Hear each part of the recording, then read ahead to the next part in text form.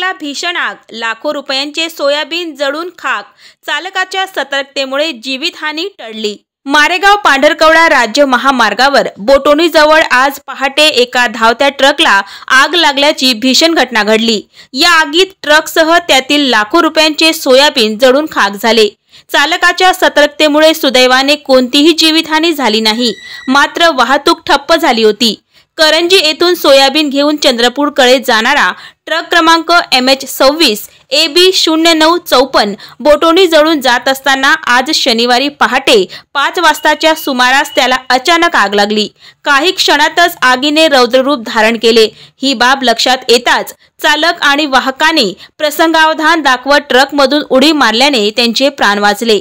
घटनेची माहिती मिळताच पांढरकवडा येथील अग्निशमन दलाचे पथक घटनास्थळी दाखल झाले आणि त्यांनी आगीवर नियंत्रण मिळवले। मात्र तोपर्यंत संपूर्ण ट्रक आणि त्यातील लाखो रुपयांचे सोयाबीन जळून खाक झाले होते। या अपघातामुळे राज्य महामार्गाच्या दुतर्फा वाहनांच्या लांबच लांब रांगा लागल्या होत्या। मारेगाव आणि पांढरकवडा पोलिसांनी घटनास्थळी पोहोचून पंचनामा केला आणि वाहतूक सुरळीत करण्यासाठी प्रयत्न केले।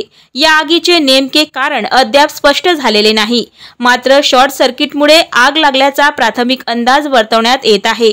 या घटनेमुळे वाहतूक बराच वेळ विस्कळीत झाली होती।